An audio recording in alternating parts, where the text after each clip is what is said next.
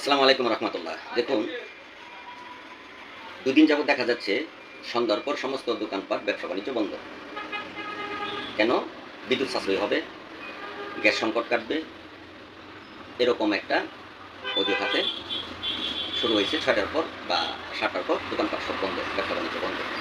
এখন এটা চলবে শপিং কমপ্লেক্স অথবা মার্কেট প্লেসে ক্ষেত্রে প্রযোজ্য।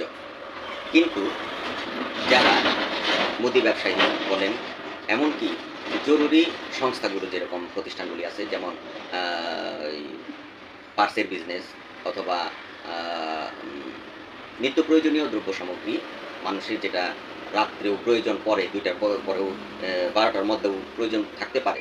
তা আমি ১২টা পর্যন্ত বা ১০টা পর্যন্ত বলি না। কিছু, কিছু বিজনেসই আছে যেটা আপনার সন্ধ্যার পরেই শুরু হয়। সন্ধ্যার পরে যদি সেই বিজনেসগুলি যেমন কার পার্টসের বিজনেসগুলি সন্ধ্যার পরেই গাড়ি গ্যারেজে ঢুকে কাজ বাদে তারা কাজ করিয়া সেটা সারাইতে বাধ্য হয়।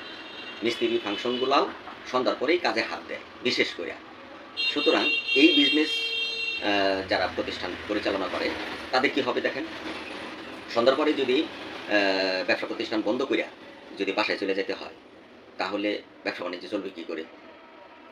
আরেকটা দেখেন, কিছুদিন আগে একটা দেখলাম, এটা ভাইরালও হইছে। একটা বাচ্চা, স্কুল কলেজও বন্ধ। ৩ দিন বন্ধ থাকবে, ৩ দিন খোলা থাকবে। এখন একটা বাচ্চাও কিন্তু এটা বলছে, মাননীয় শিক্ষামন্ত্রী উদ্দেশ্য করে সম্ভবত বলল যে, একটি ক্লাসরুমে ৬০ জন ছাত্র যদি আপনার ক্লাস করে, তাহলে সেই ৬০ জন ছাত্রের উপরে ৫ টা ফ্যান চলে। এখন এই ৫ টা ফ্যান অফ কইরা এই ৬০ জন ছাত্র বাসায় চলে যাবে। ৬০ জন ছাত্র মাথায় কিন্তু ৬০ টা ফ্যান ঘুরবে। একই ফ্যামিলির কিন্তু ৬০ টা ছাত্র থাকে না। ৬০ জন ছাত্র যদি ৫ টা ফ্যানের নিচে বাতাস ফ্যান ঘুরে, বিদ্যুৎ আ হয়, অপচয় হয়। তাহলে আমরা ৩ দিন যদি বন্ধ রাখি, তারা অনলাইনে ক্লাস করে, আমাদের বাচ্চারা কি এই ফ্যান বন্ধ রেখে ক্লাস করব বা এই অনলাইনে ক্লাস করব? না। ৬০ জন ছাত্রের মাথার উপরে ৬০ টা ফ্যানই ঘুরবে। তাইলে আমি ৫ টা ফ্যান অফ কইরা ৬০ জন ছাত্রের মধ্যে যে ৫ টা ফ্যান অফ করলাম, তাহলে ৫৫ টা ফ্যান বাড়ায় দিলাম। বিদ্যুৎ কিভাবে সাশ্রয় হবে? সুতরাং আমি মনে করি এদিকে শিক্ষা প্রতিষ্ঠানের বহু ক্ষতি হইছে অচিরেই। মাননীয় শিক্ষামন্ত্রী অতীতের আমলে আমরা শিক্ষা সুশিক্ষায় শিক্ষিত হইছে অনেক ছাত্র।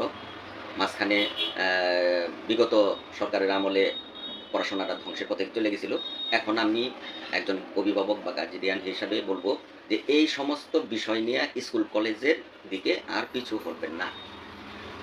যতটুকু ক্ষতি হইছে, এখন আমরা নতুন আ আ সরকার গঠন করতে পারছি। আমরা নতুন শিক্ষামন্ত্রী আবার আ দায়িত্ব পাইছেন।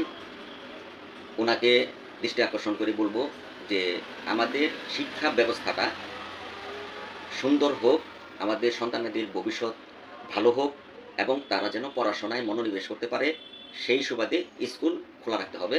এমনকি তাদের পড়াশোনায় অনলাইনে ক্লাসে পড়াশোনার ক্ষতি বিনা লাভ হবে না। তারা মোবাইল আসক্তির দিকে আরো চলে যাবে। যেমন বিগত সরকার আমলে যেটা ঘটছে। সুতরাং কর্তৃপক্ষের দৃষ্টি আকর্ষণ করে বলব যে, এগুলো ম্যানেজমেন্টের দায়িত্ব আপনারা নিছেন, আমাদের থেকে আপনারা ভালো বোঝেন। যেটা ভালো হয় জনগণের জন্য, সেদিকে লক্ষ্য করে আপনারা পরিচালনা করেন। এটাই আমরা আশাবাদী। ধন্যবাদ। ভালো থাকবেন। আসসালামু আলাইকুম ওয়া রাহমাতুল্লাহ।